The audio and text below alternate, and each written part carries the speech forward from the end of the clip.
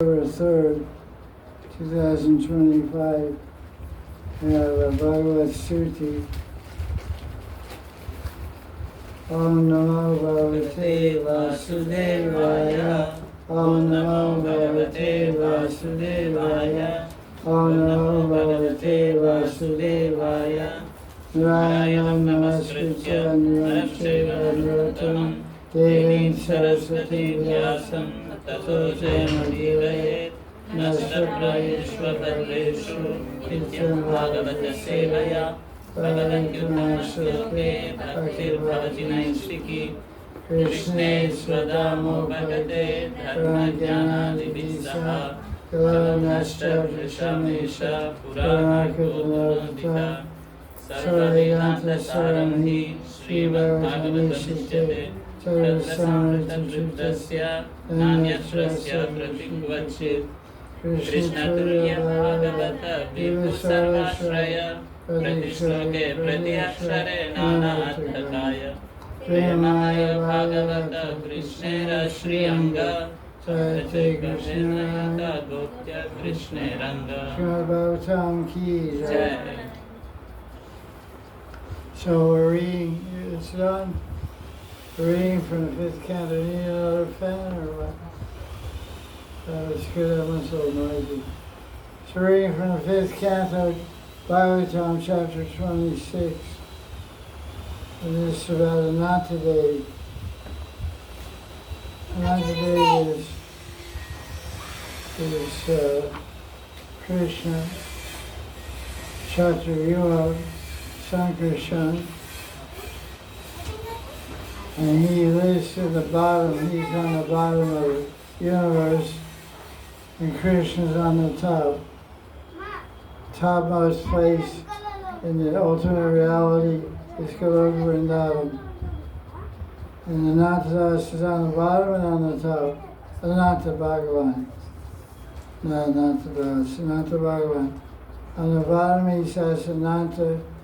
He has two forms, one form as a human being, another form as a giant cobra, snake.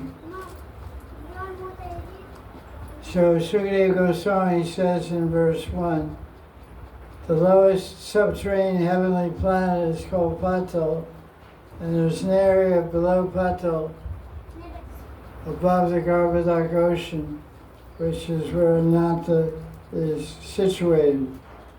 And on his head, he has the whole creation, the whole universe. And he's so big that the whole universe appears like a mustard seed, like a dot, like nothing. So he's in charge of Tamagun, but he's Vishuddha Sattva. Shuddham Sattva means Vishuddha Sattva. He's made of pure spiritual energy. BBT has a chapter summary for chapter 25. We can read that. Or some of it. And Bhagavan Ananta Mahima, the glories of Anantadev. He is the source of Shiva. His body is completely spiritual and resides on the bottom, below Pataloka. Anantadev always lives in the core of Shiva's heart and helps him destroy the universe. Anantadev instructs Bhagavan Shiva how to destroy the cosmos. He's called Tamasi because he's in charge of the mother of darkness. He is original devata of material consciousness. Because he attracts all living entities, he is sometimes known as Sankarshan. Sam or sun means complete, and Karsha means attracting power, pulling power, drawing power. Just like we have the word Krishna. Krishna means Karshati, means to draw, to pull, to attract, to bring one near. So Krishna's name brings us very near Krishna. this loud enough? I feel like I'm straining my voice. I feel it's not really loud. Radhe, Jai Shri Radhe. Jai Shri Radhe. Yeah, now it's like a speaker. Because I just ate Radhe Sham. Jai Shri Radhe. Okay. I guess it's okay. Any feedback? It's okay. So,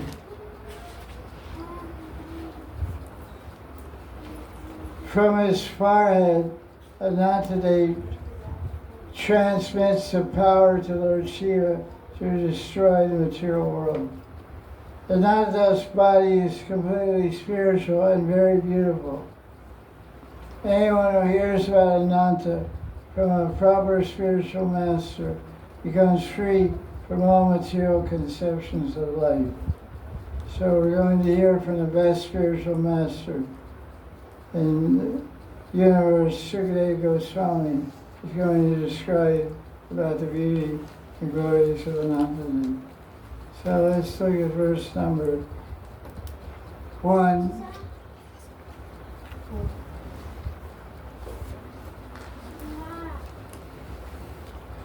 It's all about fantastic distances. Sukadeva Goswami says,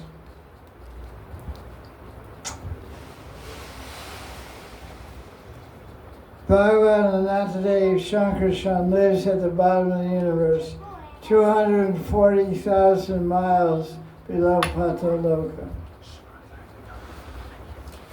That's as far down as you can go.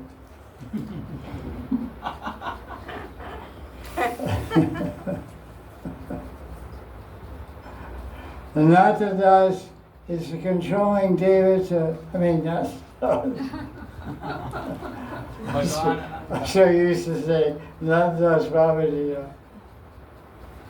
I've been saying it for 40 years now. Anantadas Babaji. Ananta Bhagavan is the controlling devata, Atamagun, and the false ego of everyone. So it means who's in charge of everyone in the material world? Anantadev.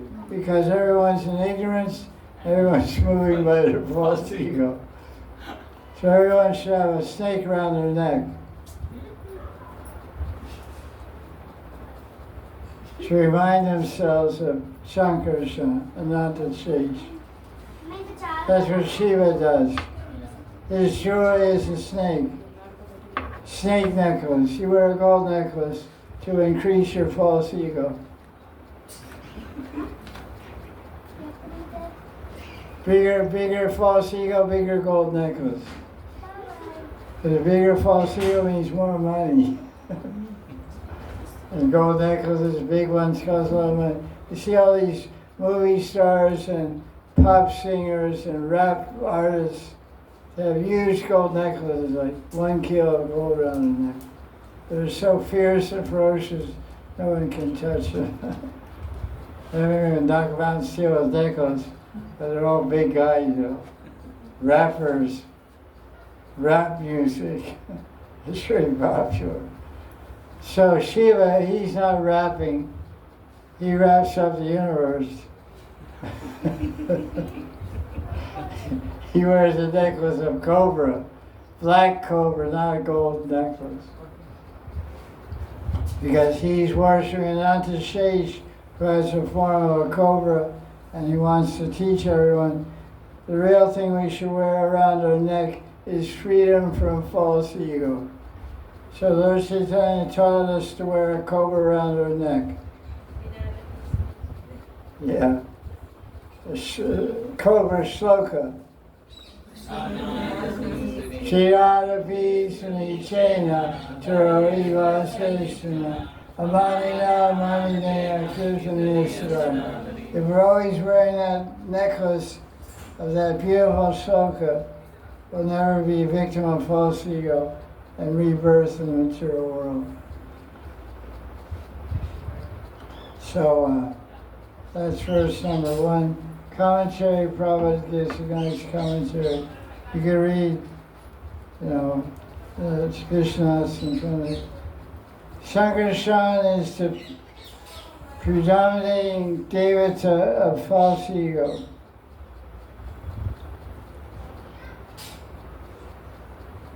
That's interesting, how Prabhupada think. It's a very interesting way acharyas think.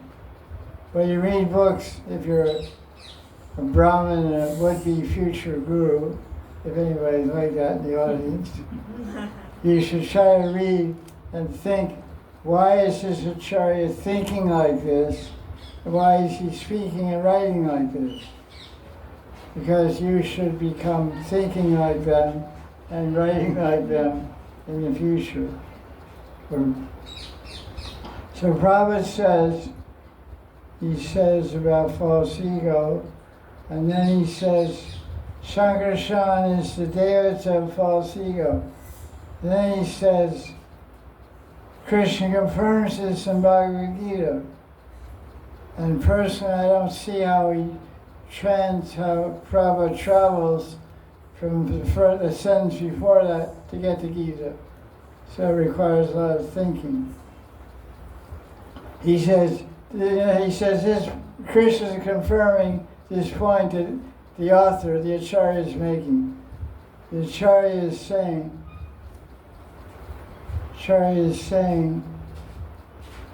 the Bhagavatam says, 5th canto, Janasya Mohoyam, famous verse about material attachment, man, woman creates this illusion. So that's false ego, we understand that. And Sankarshan is the devata of false ego, we understand that. And Prabhupada says, Krishna confirms this in Gita 15:15, which is about remembering and forgetting.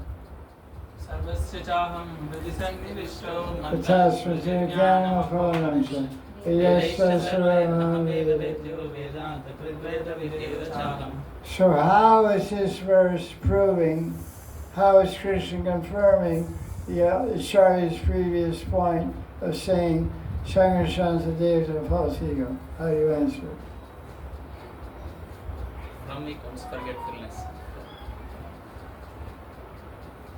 We forget.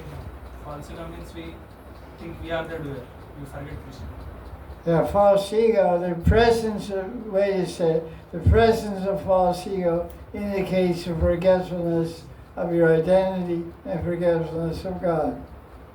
So Krishna is the source of false ego, because he's giving you forgetfulness because you don't want him, then you don't get him.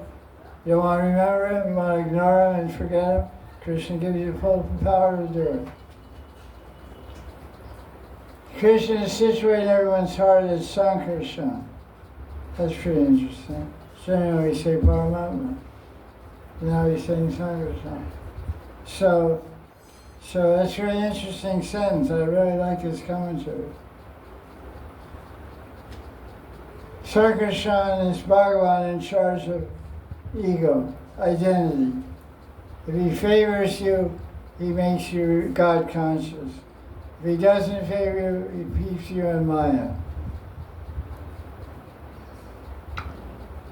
The Lord keeps that person in darkness. Anyway, that's all I want to say about that. That's all the point I want to make about the commentary. So let's go on here through the book here. Okay, kids. I have to say that. Okay, that's Vishnu says in verse 1, you can read it. Bhagavan is called Sankarshan because he draws the enjoyer and the object of enjoyment together. It makes the object seem attractive to the enjoyer. This attraction is characterized by the false identity. You think I am the enjoyer and this is my object of enjoyment. Devotees meditate on Sankarshan as the presiding deity of Ankara, in order to become purified by the false conception of I am mine. What do devotees in Rag Marg do to get rid of false ego? Anjali Bhat, Upasana. Who do they worship? Shiva. More specifically. Gopeshwar Mahadev. Gopeshwar Mahadev ki Bam Bam Bole Jai Mahadev. Gopeshwar Mahadev ki Jai. They worship Mahadev to get free from false ego. You see all the greatest devotees in the world. Jai Shri Radha.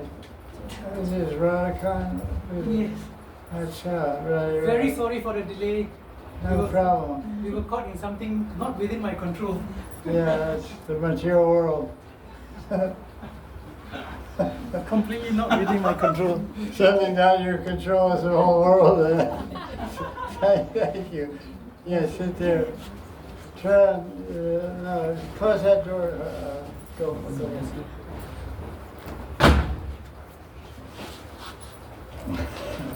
So we're discussing Bhagavatam, 5th Canto, chapter 25.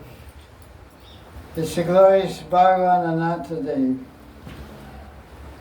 We've been discussing how Prabhupada in his commentary mentions that Anantadev is also called Sankarshan. He has different forms. He has human-like form, four-arm form. He's a Chaturvyuha expansion of Krishna. He also has the form of a huge cobra. He's in the bottom of the universe, above the Garbhodak ocean, holding up the whole universe on his head. And the universe is as big as a Sarsaka beach, mustard seed, very small. And so it's being described that devotees, they pray to Sankarshan to get free from Hankar, false ego. That's what Prabhupada says in the commentary. We made the point that what are devotees in Rag Marg, how do they get free from Hankar, false ego? Raganugiya Bhaktas that are following Rag Marg, they're worshiping Radha Krishna like Vrishvasis. So they're exemplars of devotion. They're models of bhakti are Radharani and the Gopis. The Radharani and the Gopis worship Durga and Shiva. The Kanyakumari Gopis of Vrindavan worship Durga in the form of Katyayani. The Katyayani Puja in Margashirsha month after Karti. Krishna says in Gita, among Matsa I am Margashirsha, Margashirsha Matsaham. Among months of the year I am Margashirsha, because Margashirsha follows Karti. Karti is October, November, November, December is Margashirsha. So always Shakti comes before Shaktiman. So if you want to get the Shaktiman Kripa, you can't get it without the Shakti Kripa. So you do Kartik Vrata to get Krishna's mercy. But we worship Radharani and Kartik to get Krishna's mercy. So the Gopis showed the example of worshiping Katyayani, Durga, not for material benefit, but to get Krishna as her husband. And he stole their clothes the next Kartik, or next market, Shravan Mas. Gopi Vasarna, what season? Autumn season. Shard Purnima or something like that. I think it's Shard Purnima. The Christians stole the Gopis' clothes. Those are the ones worshiping Katyayani. And so then you can only be seen naked by your husband. So Krishna accepted them as his consorts and gave them malas, flower garlands, accepted them as his wives by Gandharva style. And later on when Brahma stole all the coward boys, Krishna expanded himself as a coward boy and officially married all those Gopis. So they're his, everyone's his. So the Gopis also worship Shiva, Gopishwar Shiva, to get not free from false ego, but to attain Krishna. So devotees in Rag Marg, they worship Shiva, Gopishwar Mahadev, especially so they can get fixed in the true identity as Krishna's eternal loving servant. So when you go to Govishwar Mandir on Monday, which I did every year for 15 years when I lived in Vrindavan, and 23 years living out here, every Monday I go there and I see the biggest Siddha Purushas and the biggest Brahmins in Vrindavan doing Shiva Puja. Radha Raman Brahmins, Bankavihari Brahmins, Radha Vallabha Brahmins, all the Mahants of the Mandirs, all the saints and acharyas, all going to Govishwar, praying to him to get Gopi Baba, to enter the Rasa dance, and all these things. So living in Vrindavan especially, there's particular things that are anukulya for Rag Marg and Braj Bhakti, which means the love of the gopis and Krishna. To every day, every Monday, go to Govishwar Mandir. Fast until darshan's over. Completely fast, go do puja, and come back. And worshiping Yamuna Devi. And rolling in the dust of Nidhivan and Sevakunj, and Shringarvat, and Imlital. These are very important places. The Rasik Janas of Vrindavan say there's 3 things that are still here in Vrindavan which were here when Krishna was here. What are they?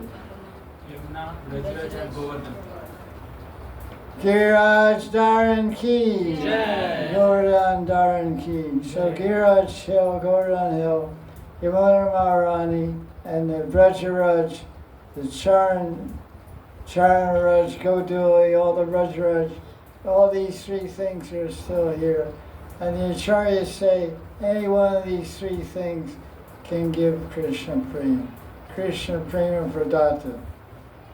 These are the special Vastu Shakti of these things. So I'm speaking about living in Vrindavan and what to take advantage of there. Yamuna Darshan and Puja, Sevakunj Nidhivan, and Shringarvat, dust rolling, and Gopeshwar Mahadev. Govishwar Mahadev, fasting and listening. Sometimes in some spiritual institutions they say we don't worship devatas. So I agree, we don't worship devatas, we worship devotees. So Govishwar is Shiva. Vaishnavanam Yata Shambhu, it tells in 12th Canto, Shambhu Shiva is a great Vaishnava. And in order to Maya Tantra, you wrote a beautiful prayer to Krishna and Radharani called Krishna Kriva Kataksha and Radha Kriva Kataksha. So this Anantadev and Shankarshan are the Ishtadevatas of Shiva, and Shiva chants the Maha Mantra. What is his Maha Mantra? Shiva, Ram. Shiva. Hari Ram, Ram Ram, Hari Hari. He's a devotee of Shankarshan Ram. So he chants Ram Nam, Hari Ram. So in verse 4 of chapter 25 describes the beauty of Anantadev. Generally, people don't consider snakes to be very attractive, although they have very interesting colors. Some snakes are amazing colors, so they have their own type of attraction. But this snake, Anantadev, Ananta, he, of course, as I mentioned, has 2 forms. There's one form as a naga, a snake with many heads, and he has another human form with 4 arms, Sankarshan. So it's describing here, in this verse number 5, 4 and 5 describes his human form. He has lotus feet. Do snakes have lotus feet? Yes. No. Ananta, yes. I said snakes, I didn't say Ananta. Next no.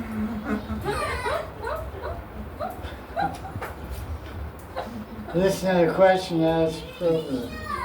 The question is one thing, your answer is another thing. Krishna tells Arjuna in Gita, Tat Shrinu.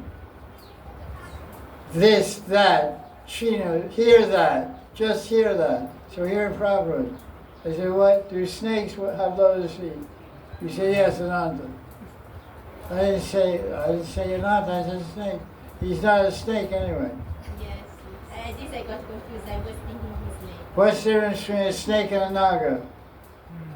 Oh, Naga has more heads. More, many roots. Snake has one head. Yes. What's an example of a snake? Vasuki. What does Gita say about Vasuki? Sarpana. Sarpanam, Vasuki, Sarpanam. Among snakes, I am Vasuki. Vasuki is 8th Canto Bhagavatam, Kir Samudramantan, sharing the ocean of milk with Vasuki. One head, and one tail. Who held the tail? Tail, oh sorry. Devatas. You did. Devatas. Your brother's on the head, you held the tail. Devatas. You identified yourself. You now know the truth. Rakshas. The Davises had the head. No, the Davises had. Here we go. The Davises had the tail. And they had the head. So what comes out of the head? Poison. Fire. They got their tails burned. So Nagas have many heads. Was Kali a snake or a Naga? Naga. Naga. So what's Ananta? Naga. Naga. Ananta Shesh. And his thousands of heads, what are they saying? Glories of Krishna. Hare Krishna. If it's a VBT book, that's what it'll say. Every page, Hare Krishna Maharaj. That's good. I like it. So he's very beautiful. Now, next verse is extremely rustic verse. Hey, go in there. Going with it. Yeah. Some of my friends are moving upstairs.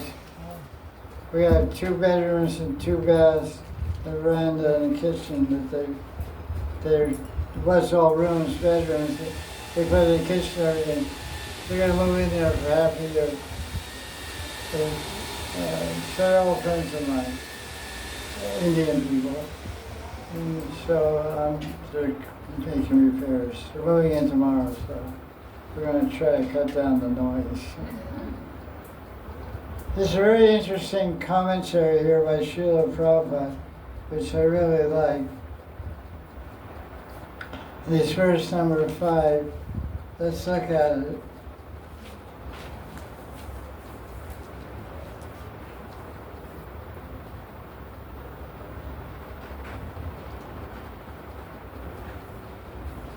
You can see in your book, the Vishna's, or this version of the verse, Vibhana Swami's translation. But I'm going to read Prabhupada's translation. I like it more. Bhagavanatha's arms are attractively long, beautifully decorated with bangles, and completely spiritual. They are white, so they appear like silver columns. The beautiful princesses of the serpent kings, hoping to get blessings of Bhagavanatha, smear his arms with sandalwood, kumkum, and aguru. But when these princesses, the daughters of the snake kings, touch the body of Anantadev, the lusty desires awaken within them. Understanding their minds, Bhagavan Anantadev looks at the princesses with a merciful smile. They become bashful, realizing he knows their desires. This is quite rasic. Then they smile beautifully and look upon Ananta's lotus face, which is beautified with reddish eyes rolling from intoxication, because he's happy with love for his devotees. So listen to Prabhupada's commentary, it's very interesting. Oh, let me see, let's see now. Let's look at this verse. No, what number 5, huh? Yes, sir. I see number 5, let me see.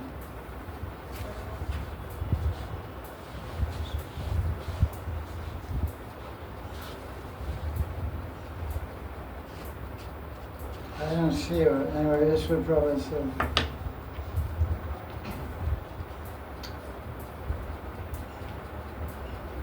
Commentary.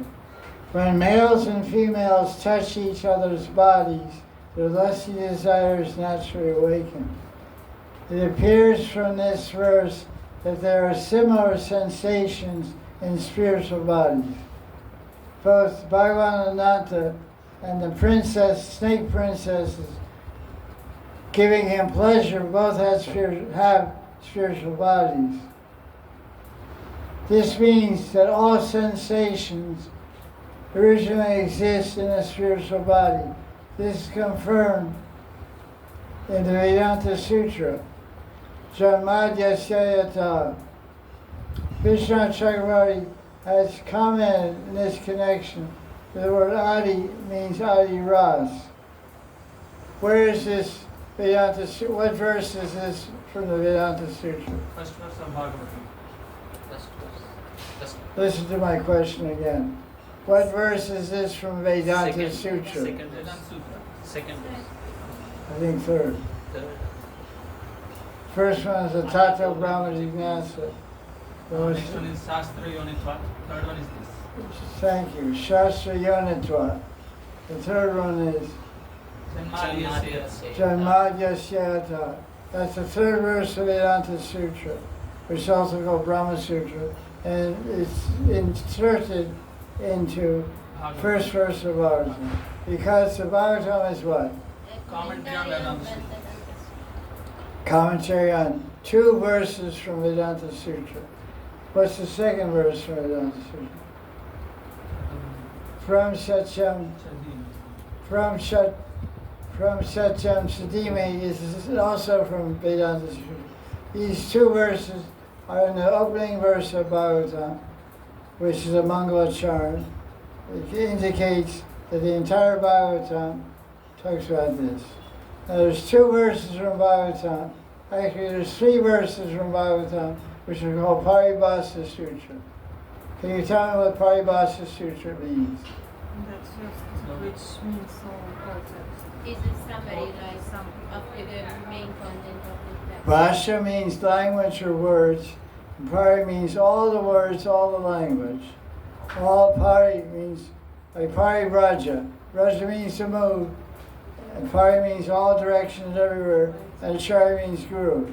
So a guru that moves everywhere is Pari Raja Acharya. So Pari Bhasha, all the words, all the language, all the statements in this book, this verse is an essence, sutra of the whole thing. This verse defines what the whole book is about. So, Jiva Goswami says the Paribhasa Sutra of the Srimad Bhagavatam is Canto 1, Chapter 3, verse 28. Ete Chamsa Kalapamsa, Krishnastu Bhagavansa, Indrari Yakalamure, Vidyanti Yoge Yoge. Because this says, this after he speaks about all the avatars, which were described in the Bhagavad Puran and every Puran, he says all these avatars, Krishna is supreme. He's a Swayam Bhagavan. The other ones are Bhagavan, he's a Swayam. So that, but now, Vishnu Chakravarti, he explains a verse in 10th Canto, Chapter 8, about Yashoda. I can't remember the number. It's like 27 or 28. He describes Yashoda's love. He says in his commentary, I'm sorry, this is the Paribhasa Sutra of Bhagavatam. I can look it up after class. It's like 10, 8, 27, 28. It's about Yashoda's love for Krishna. In his commentary, he says this is Prabhupada Sutra. Now, Krishna and the other acharyas say that the first verse of the Bhagavatam is the Prabhupada Sutra. I wrote an article on the net, it's in my Facebook. You can search it actually on Google search. Gaudiya Paribhasa Sutra. Paribhasa. So the Gaudiya Paribhasa Sutra that gives all this information. He said, this is a new one I found. Because I looked up, because I knew I wrote that article, so I looked it up on the net. And I saw other articles, and somebody called it Sardadarshi, written by me. Written by me. And he quoted the verse about Paribhasa Sutra by Mishnah. I felt really embarrassed, because it's not in my article. So when you write an article, edit it. It's my own book. Jiva Goswami says 1:328. My Guru said 1:1:1. First canto, chapter 1, this verse. And Vishnu says it's in chapter 8. So different acharyas, this is called subjective reality. The absolute truth is always subjective. There's two things here. There's tattva and there's rasa. When it comes to tattva, truth is basically objective. Not always. But when it comes to rasa, there's room for subjectivity, for your bhav, your input of how you see it, how you explain it. It's like, for example, one objective truth is the identity, the existential identity of the jivatma, tatastha jiva, tatastha shakti. There's 4 acharyas give 4 definitions. Vachintya Beta Beta Tattva, Vashishta Dvaita, Dvaita Dvaita, Madhvacharya is one view, Ramanuja is one view, Shankaracharya is one view, Ramanuja is one view, Madhva, Sankara, Ramanuja, and Chaitanya Maharaj is another view. So we're one with Krishna, we're also different. We're one in quality, minute quality of Satchidananda in the purified state. But we're different in size and power and capacity and so many things. So even so that's why the basic viewpoint of absolute reality is subjective. Like we were mentioning last time you were here, about one Krishna for every liberated soul. So that means that your experience of Bhagavan can be so subjective, you have your own God. You have your own God, you have your own Murti also. But even in spiritual world, you have your own spiritual world. Like, you see the acharyas, some acharyas write about the spiritual world as being very sweet and human like. Some write as all gold columns, lavas, lily. So that's subjective. Because I asked my Guru at this point. Because when you read the description, you go into Lilamrita by Krishnadas Kaviraj, it's very elaborate and very, you can say, opulent, majestic, like Vaikuntha, like gold and marble and lapis lazuli and gold rooftops and all this, sapphire bolts on the doors and stuff like that. But then you read another book like Ananda Vrindavan Champu by Kavi Karnapur. He writes that Krishna living in a wagon. When he moved from Gokul to Chandikar, he lived in Chandikar for 3 years. He slept on the ground, lived in a wagon. All Brajvasis, they left Gokul. They lived 3.5 years in Gokul, 3.5 years in Chandikar, 3.5 years they went to Nandagram to move into Nanda Baba's father's palace, which he left because of Keshi Demon. Keshi Demon was eating Brajvasis. It's in Garga Samhita. So the father or grandfather of Nandaraj said, let's get out of here. It's not safe. This Keshi Demon is eating all the Brajvasis. Not the eternal associates. Somebody from Vrindavan. So he moved to Gopal across the Yamuna, far away from Keshi. So when Krishna came back, Keshi came back, was still there. He had lived for many years. He tried to kill Krishna, but he got killed. So this commentary goes on. Vishnu's commentary on the first verse of the Bhagavatam says, Janma Adi Asya. The word Adi means Adi Ras. The Adi Ras is Madhurya Ras, amorous love between Radha and Krishna. So the first verse in the Bhagavatam indicates the amorous, intimate, loving pastimes of Radha and Krishna. This is our Gaudiya Vaishnava Acharya, Rasik Jan, Vishwanath Chakravarti, who lived 1680, 1700. So Prabhupada's commenting on that this Adi Ras is being experienced on the bottom of the from the bottom of the universe to the top of the universe. The bottom of the creation is the last planet, subterranean hells, subterranean heavenly planets, Vataloka. Below that is 28 hellish planets.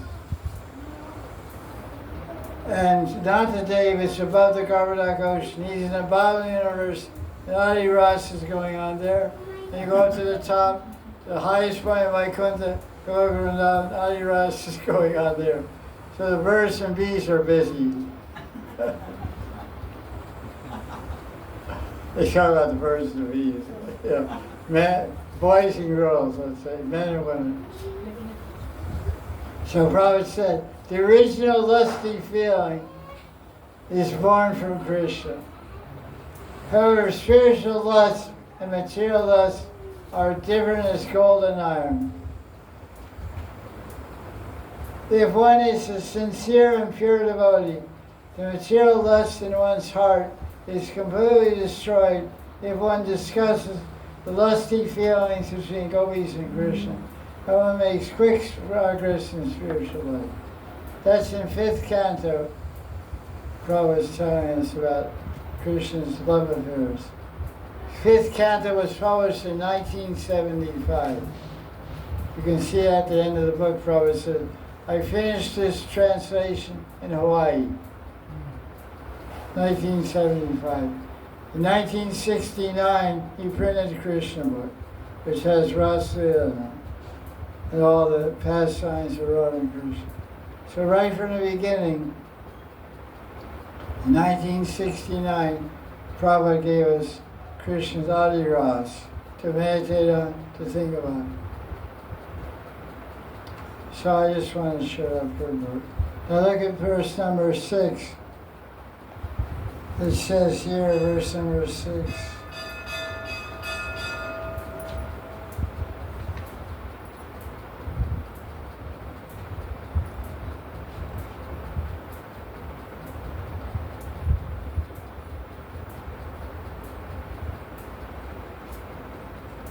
He's residing there for the benefit of everyone.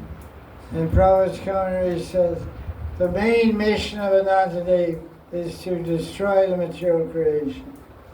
That's fine. Kids like to break things down. Right? It's a pastime, especially boys. They get something, they like to break it. I know, girls have that pastime? I'm asking. I don't have any sisters. No. Anything boys get, they like to break. Yeah. There's certain joy in destruction. This is a male activity. Who's destroying the world right now? Yeah. I say, who's destroying the world right now? It's men. Women create and put it together, men destroy it. Durga created and put it together. she destroyed it. It's like the brother goes in and breaks your Barbie doll. You're the sister. Your brother pulls the arms out of Barbie. So Durga creates everything, and her husband breaks it all down. And Blast has a good time. And only he stops doing that when she tells him to stop it. Otherwise he'd break everything.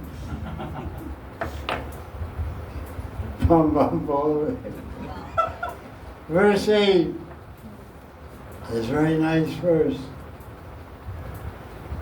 There's two key words in this verse.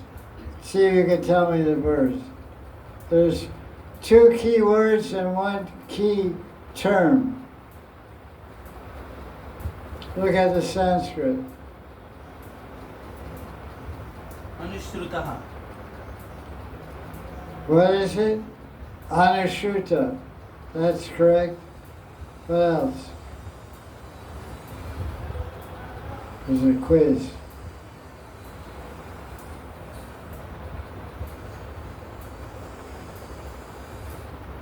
Antahridayam.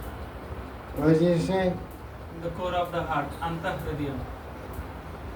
No. That's a good thing to have, but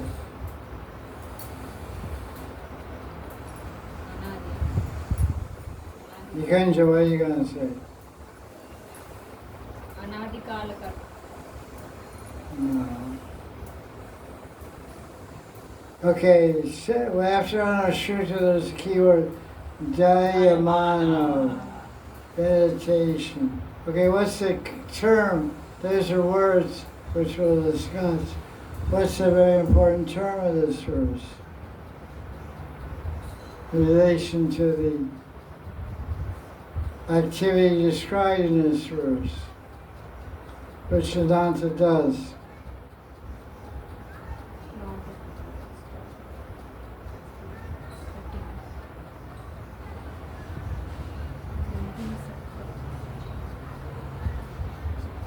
Hello? Answers. Oh pundits, oh rishis, oh sages.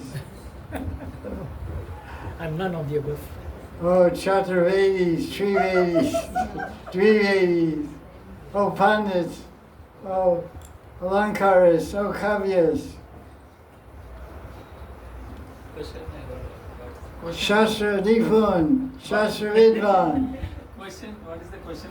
Question, what is the important term this verse mentioned? Important concept, Important concept. philosophical reality, describing reality. Meditate on what we hear. 10 seconds. 10, 9, 8. If you win it, you get a tree trip to Hawaii. Parampara. Yes. She's telling you. Avidyavayam hridaya granthi. Right? Cuts. cuts the knot of the heart. Ignorance. Ignorance. Well, my term includes that. Anubhava. No, my term includes that also. My term includes everything. Acha. Okay, hurry up, guys. No Hawaii. They're in it. Some slokaya. No. Karma vasana. Karma vasana. Yeah. Vasana means desire based on karma, which is all what you're talking about. False ego. There's no vasana, no false ego. Vasana means material desires which are based on false ego. No material desires, no false ego. Okay, anyway, not to confuse you guys.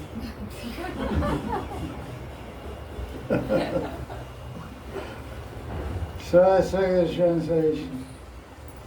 If persons are serious about moksha, they hear the glories of Bhagavan Anantadev. And if they meditate on Sankarshan, Sanghasana will vanquish all the karma vasana and the heart not within the heart, which is the desire to control and dominate the material nature. That's all that sentence means, karma vasana. Narada Muni always glorifies Ananta Dev. On his veena he plays songs and composes veena or tambur?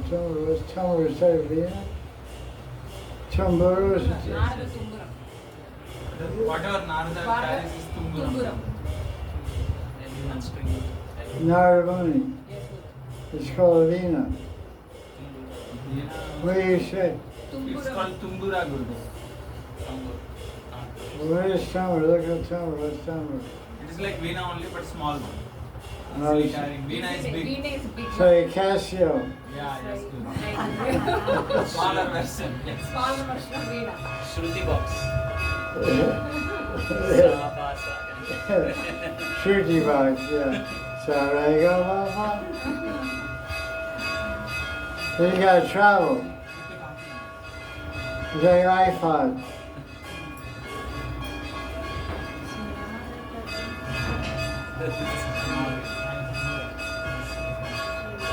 Oh, tambur, we say the tambur, yeah. How do you play tambur? We spell it differently in American. Oh yeah, it's not like a veena at all. It's a separate instrument, it only has 4 strings in it. Yeah, but small one good. Yeah. Yeah, veena has 2 boards on each side, it has thousands of strings. This is just sapa sa. Yeah, that's for just saying shlokas and just down, down, down, down, down, down. Yeah. Yeah, with electric tambura boxes you plug in. Yes. Kanpur. Sachinandan Swami uses it when he makes all his recordings.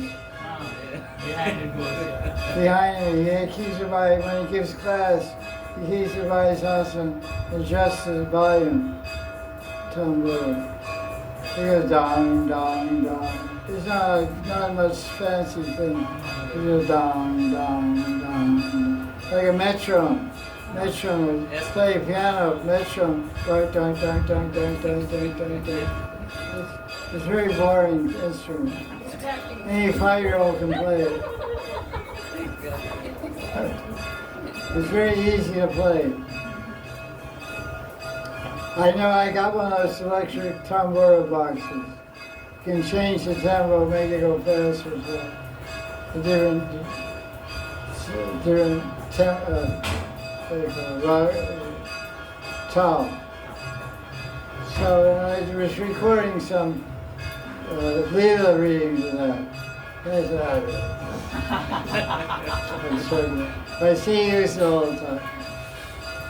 It's a special effect. It's okay.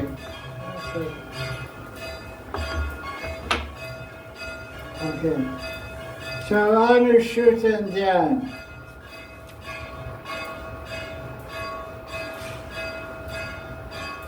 If one hears and meditates on the glories of not today, you see that? Yes. The sun. Then his karma vasa, material desires, and his avidya are quickly cut or destroyed. Ashur nirvanati. Ashur nirvanati means quickly cut. So this verse is putting a plug to glorify Anantadev. So shall we stop chanting Maha Mantra? What's the answer? No. That's one answer. Give me another one. That's correct. Give me another one. You guys have to think, man. Anything as a teacher, the guru should teach disciples how to think. That's a real teacher. Teaches the students how to think, how to analyze, how to discriminate. Then they become teacher. You don't just repeat a bunch of facts and spit them out in an exam. So what was the question? Back up. What's the question? Should we stop chanting Hare Krishna? You start saying, Ananta mantra, Ananta. Always change. Someone said, no. That's great, but I want another answer. Hare Krishna Mahamatra includes Yeah, that's smart Brahmin. If I would have said, Gurudev, we're already chanting Ananta mantra. We're saying the name Ram. Because Ananta is Sankarshan Ram. And Sankarshan's mantra is Ram. So we're saying our Ram, we're already glorifying Ananta. So we're getting free, all our karma vasana is being destroyed. And we're getting free of the false ego by saying Maha mantra. It's good to think sometimes. That'll be to give you a headache.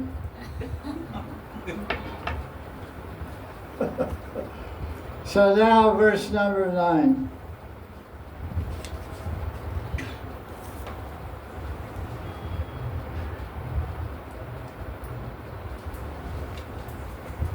Verse number 9. That's why Prabhupada's books are so special. Because Vishnu, you can read Jiva Goswami's commentary on this verse, and Vishwanath, and other commentaries. You won't find a commentary like Prabhupada. Prabhupada's commentaries are unique and special, and totally Gaudiya. So his whole commentary is from Chaitanya Bhagavat. Who wrote Chaitanya Bhagavat? Who is he? Vyasadeva. Vyasadeva. So in the commentary describes the glories of Anantadev. So Prabhupada quotes Chaitanya Bhagavat Adi Kanda,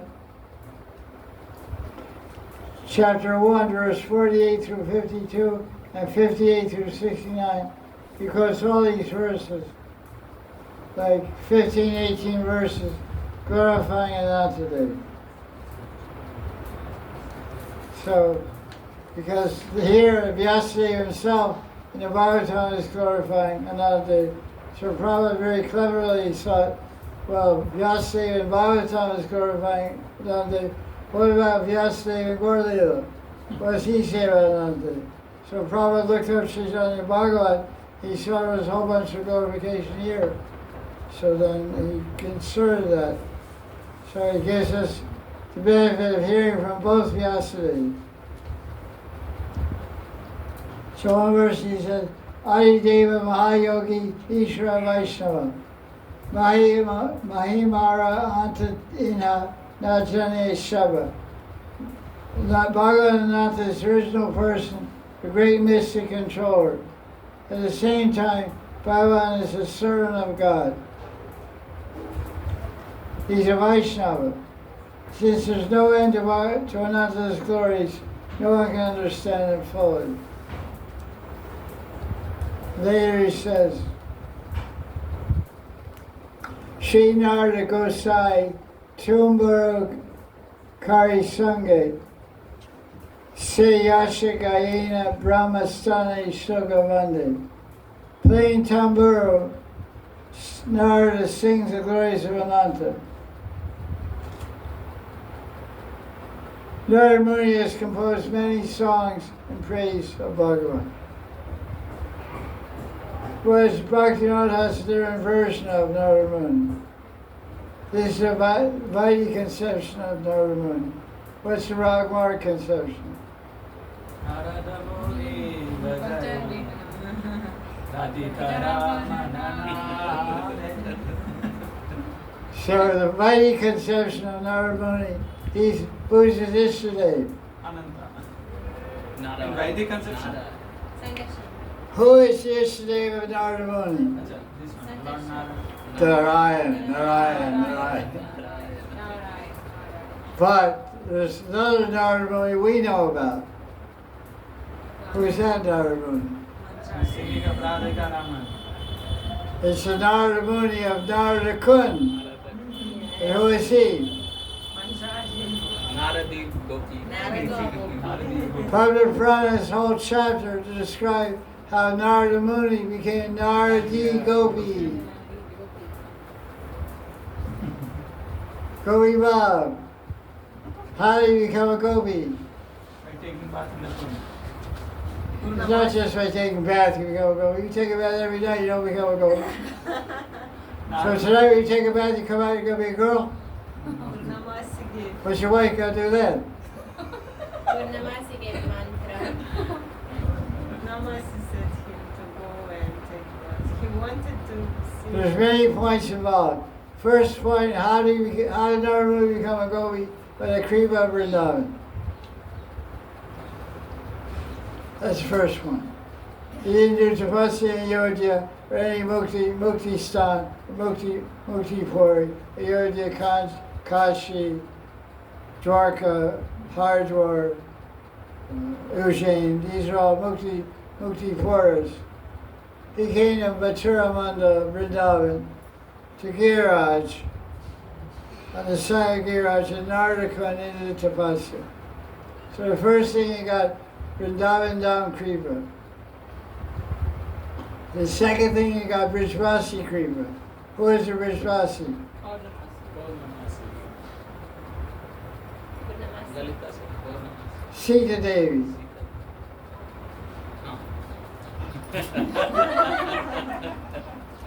The Vaita's wife, Sita Devi, who in Krishna lives Purnamasi, who is Yogamaya. You got it? So you got the verse here, Brijvasi, Yogamaya, who is Purnamasi. And what is then? So the first thing is Brijvasi Kripa. What's the third way to get perfection? Shiksha from Brijvasi. So what did Brijvasi, what was his instruction? Take bath. The third thing required to get perfection is tapasya.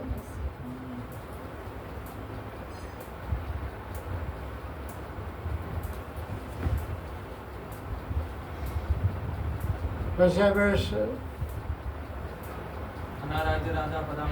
No, Tapo Devyam Patrigyan Sota.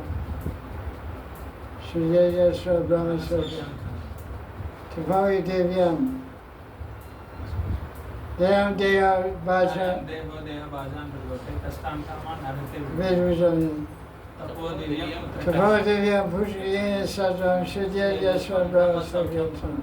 Fifth canto, huh? For holiday season. So he said you have to do tapasya. So the third thing he did tapasya. The Dardaka and then Vrindavan. They read Brijvasi. Brijvasi gave Shiksha. And he followed the Shiksha. And Purnamasi took him in the Kusan Sarovar and gave him a bath. He went in, Narada Muni came out, Naradi Gopi. Then he got to have darshan of Radha and Krishna together at Rasa. So that's after that. Then he started chanting. Radhikara Manana. Radhika Nama Dharma Muni Bhajavi Radhika Ramana. It's a Bhaktivinoda Thakur bhajan. So this is the Narada Muni we worship. The Gopi. Did Brahma become a Gopi? Did Brahma become a Gopi? Yes.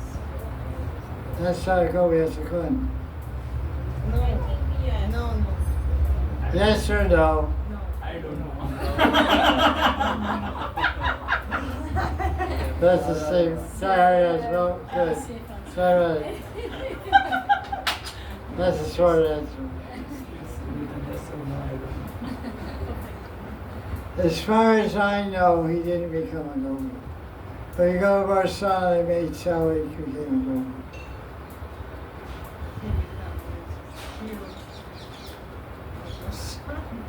His four heads became four mountains. There are nice palaces on one of them. It's called Brahmagiri. There's Vilaskar, Mangar, Dangar, Dangar. Dangar, Vilaskar, Mangar, and Brahmagiri. Brahmagiri is the palace of Bhagavan. So that's called putting your head to good use.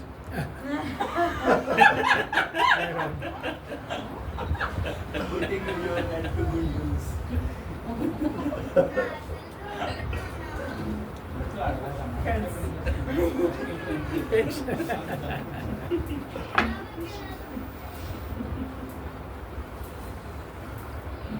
Okay.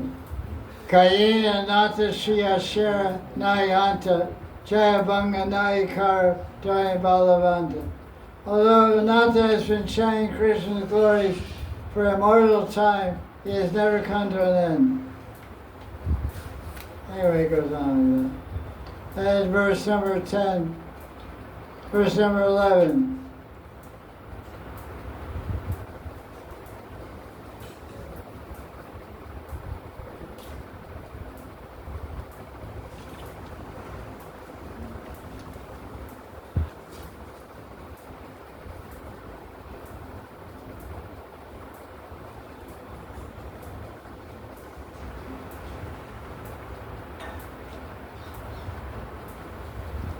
There's a very interesting technique.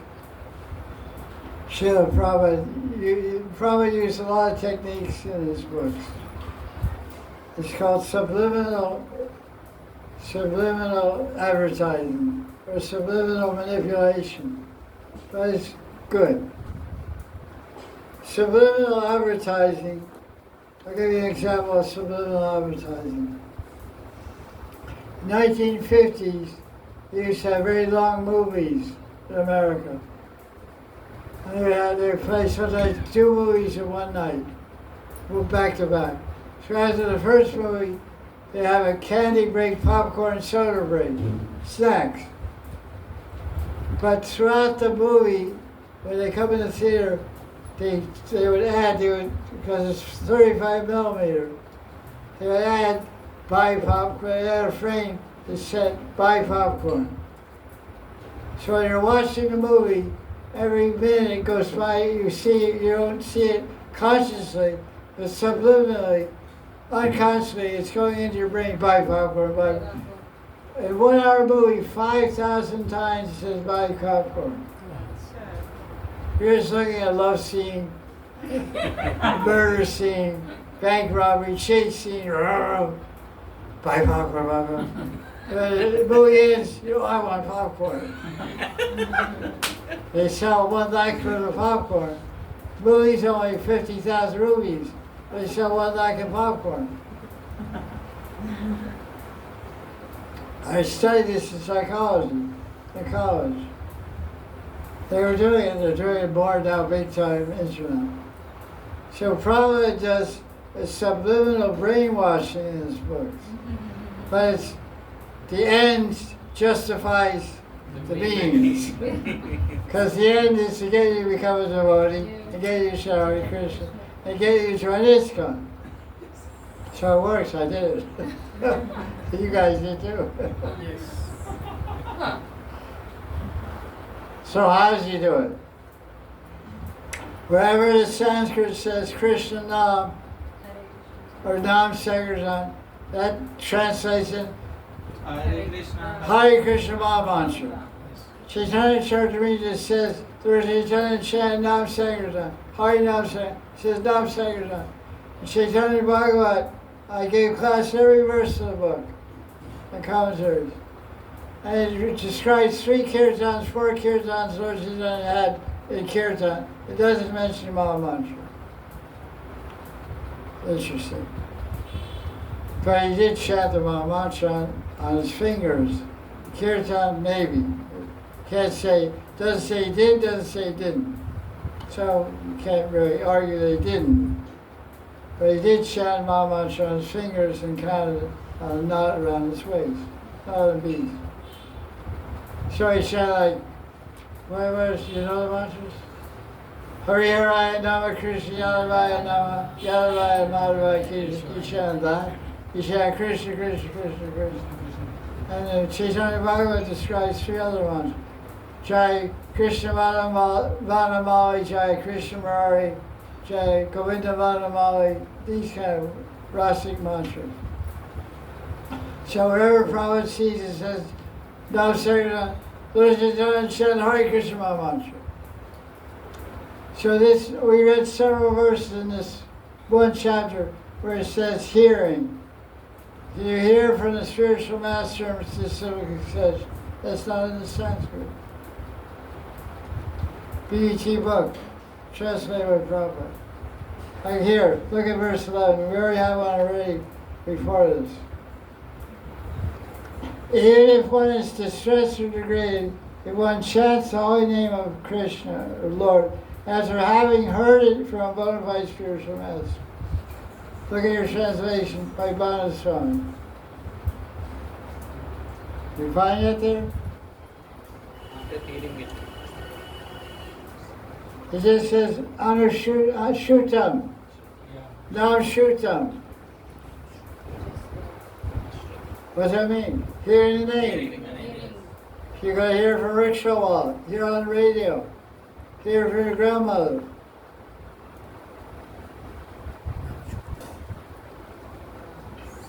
Hear on the radio, start singing it.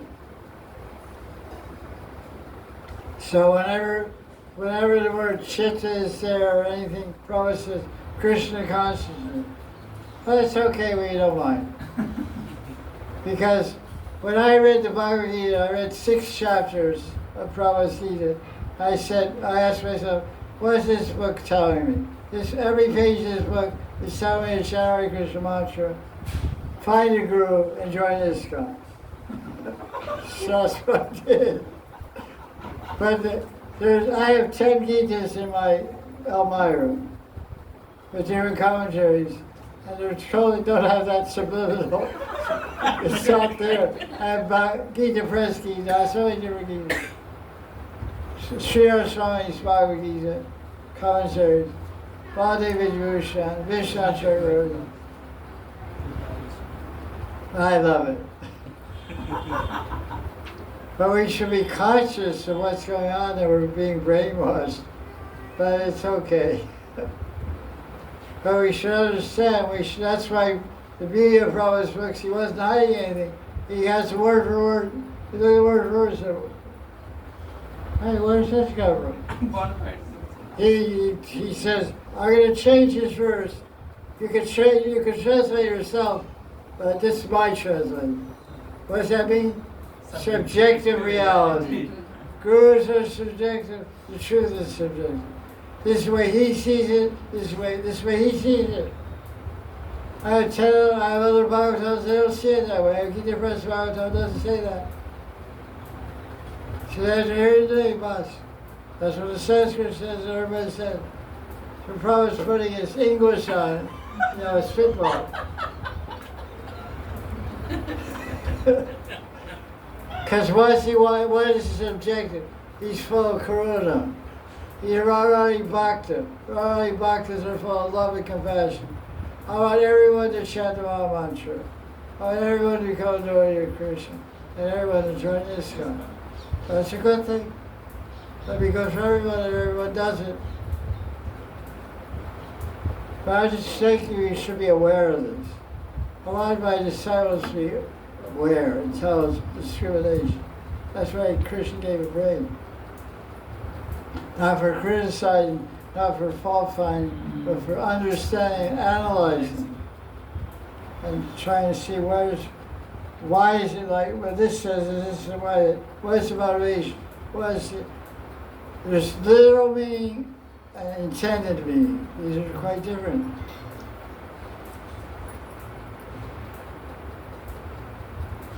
So this is a great verse for the power of chanting.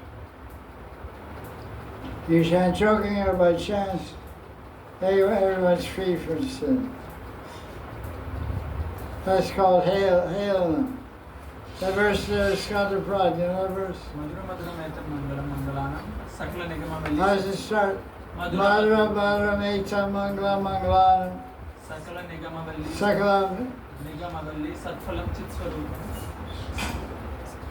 सकृदपि करिगीतं श्रद्धया हेलयेव Shriya Shurya Parigitam Halam. Halam means the good, jokingly. You still get benefit, get sweetness, get progress. It's kind of wrong. Okay, that finishes this 25.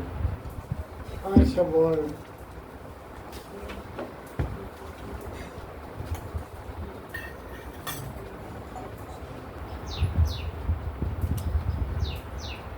This is 5th Canto of Bhagavatam, chapter 26. This is the last chapter. Description of hellish planets. This is a summary by BBT. This describes how a sinful person goes to different hells, punished by Yamadutas. Foolish person thinks they are independent of any law. People think there's no God or regulative principle, so they do whatever they like. People foolishly think they are independent, although they're under strict laws of nature. According to how one acts, one suffers different reactions in next life or this life. Then I list the 28 hells and all the interesting ways you get there. I thought it was funny. I want to share a funny anecdote. In India, there's something called gutka. Gutka, chewing tobacco and all these things. And they sell it in packets, like gutka and chewing tobacco and pan, things like that. And they have pictures on it of somebody with mouth cancer. And they write in Hindi, if you chew this, it's dangerous to your health, you get cancer. They had this in America, and every cigarette box has to be printed with in English. It says, smoking causes cancer. If you smoke cigarettes, there's a good chance you'll get cancer. So meanwhile, 50 billion people smoke every day. So I was thinking a funny thing we could do, because there's different hells, there's 28 different hellish planets below the Pataloka. 240,000 miles below Pataloka is all hellish planets. And we can go to like stores that sell fried chicken. There's famous chain stores that sell fried chicken. We can put a sign outside. According to the Bhagavatam, if you eat fried chicken, you go to Kumbhipaka. And you'll be put in a big wok and cooked in the finest quality oil for 1,000,000 years. You'll be cooked to a fine crisp.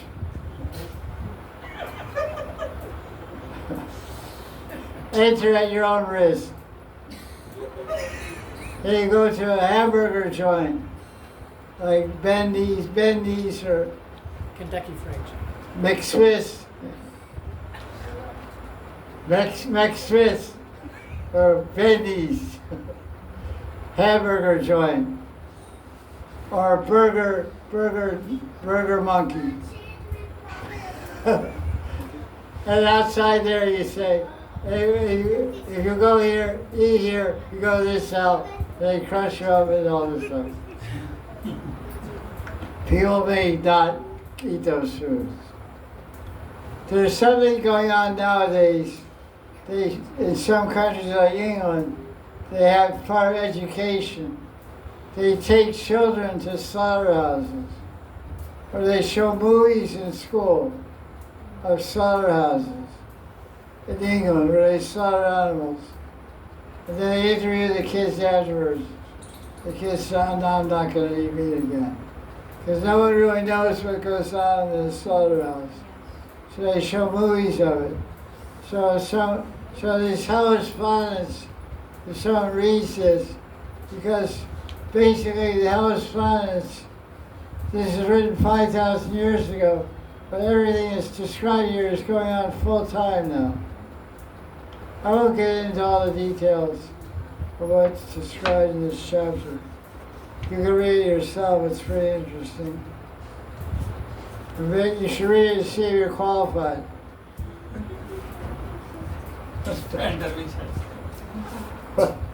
Just in case you're a little deviant, one way or another, you got to get back in line after read chapter 26. Let's see if what I want. There's any verse I want to comment on. I see. It's a lot of fun to read.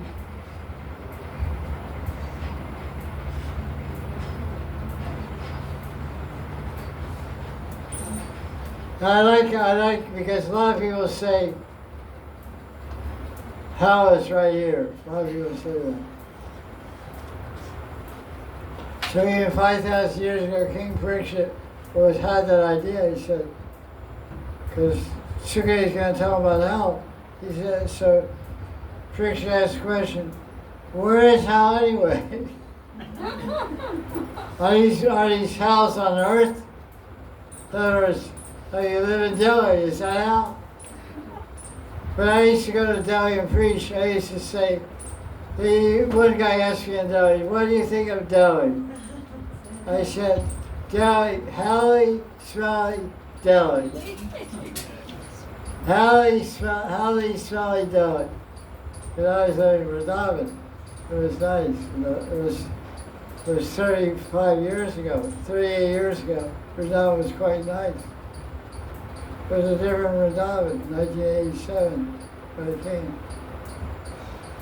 So now it's helly, smelly Vrindavan also. Unfortunately.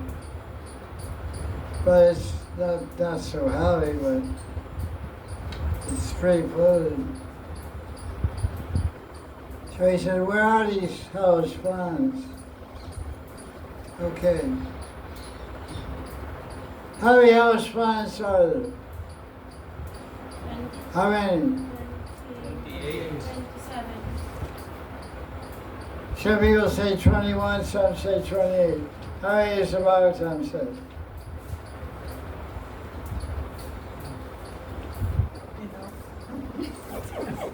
Oh, maybe also that he doesn't describe, so there is not exactly enough. How many hellish planets does the Bhagavatam say? Verse 7, count the names. 28.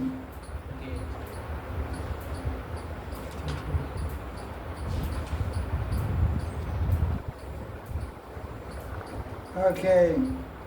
It's a very interesting chapter. You can enjoy reading it. If you're doing this stuff, stop.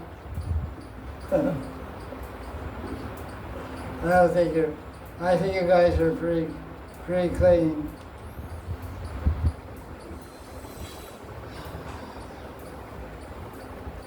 It's amazing, pretty scary punishment. India is really a graphic country. And some people ask me, what do you think of India? I say, India is raw humanity.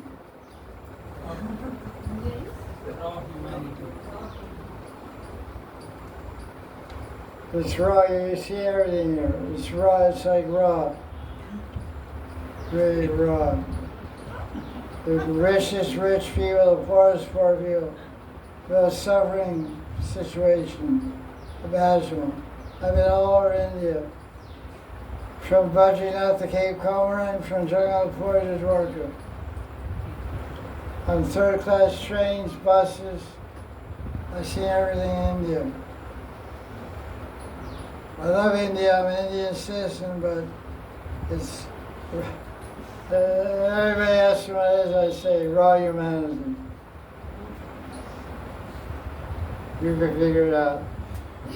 Give your own commentary. That's the sutra. Everyone has their own version of that.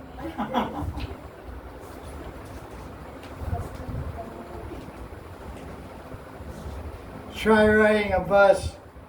When you go to get on the bus driver says, there's no seats, but if you still want to go, you can climb on the roof. And how many people are on the roof? There's 20 people already up there. Okay, it's okay, I have good company. Somebody to hold on to.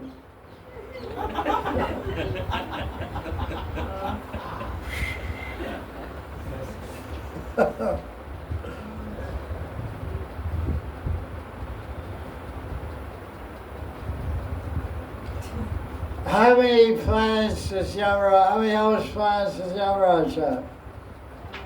There's 28 major ones, but there's smaller, less known Infinite. tourist spots. Many. Maybe that's not enough.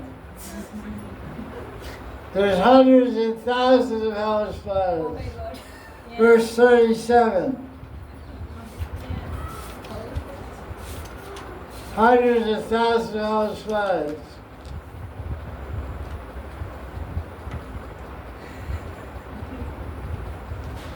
That's a lot. So there must be one for you guys. Has their own hellish For planet. every conditioned soul. Has their own hellish planet. As many conditioned souls there are, there's one house left.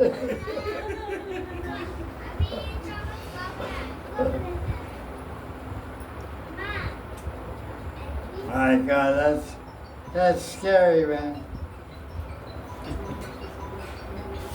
Okay, let's see what we have here. That's really scary. 100,000. That's a lot.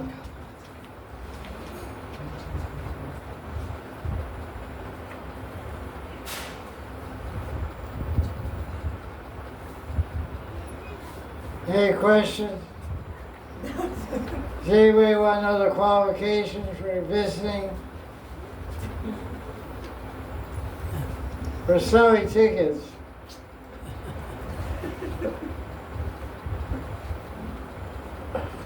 Okay, verse 18.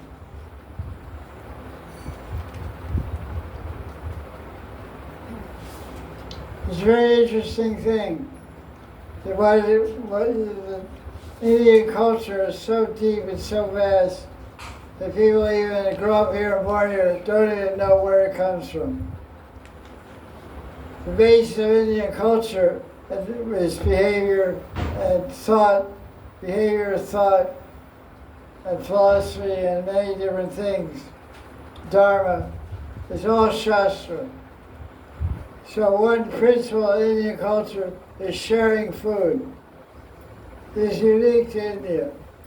Other countries, you get some food, you go in a corner and eat it yourself.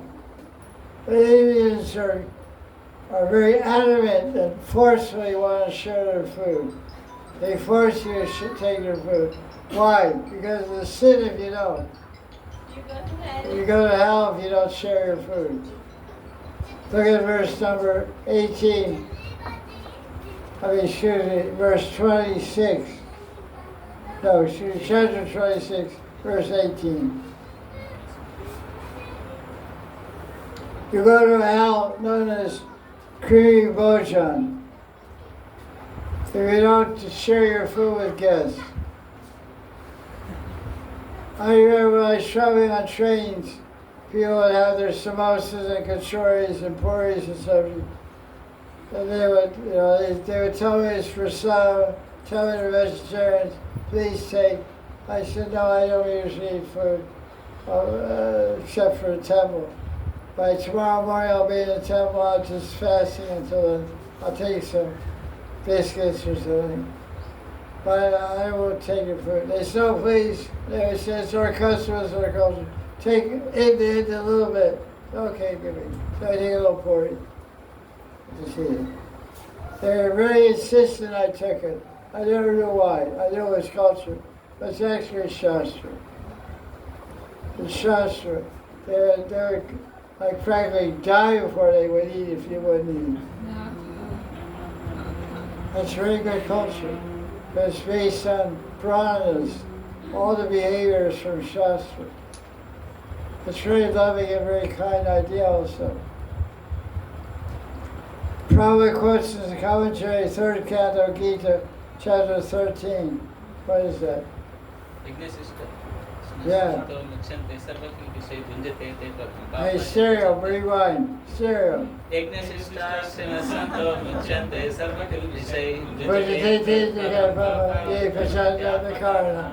good. These guys stereo shlokas. They don't Gita by heart. They're like you, they're Brahmins. Smart guys.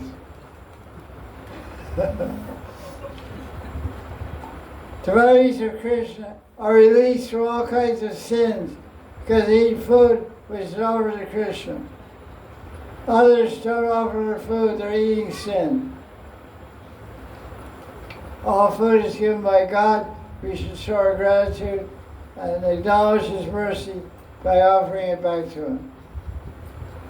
That's a nice point.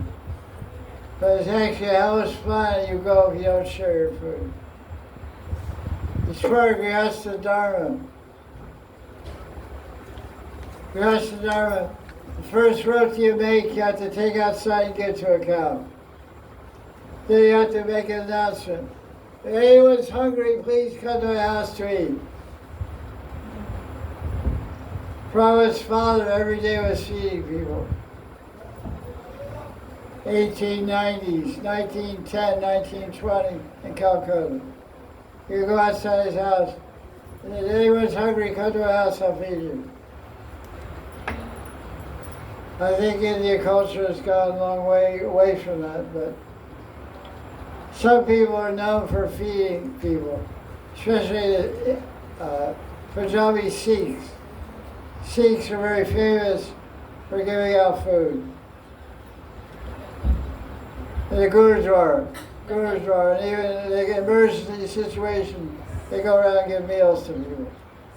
They're very famous for that. Now ISKCON is also famous for giving out food.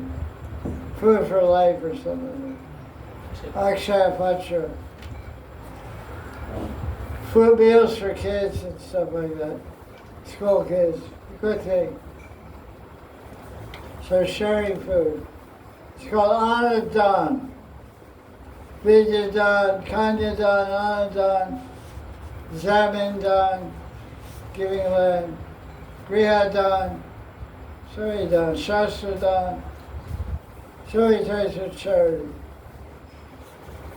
Human life without charity is animal life. Dogs don't give charity. Monkeys don't give charity. They don't come and give you a pair of glasses. They steal your glasses. Okay, that's it for 5th Canto. 5th Canto Bhagavatam Ki. Yeah. So after Kartik, we'll start with 6th Canto. Jai Jai Shri Radhe.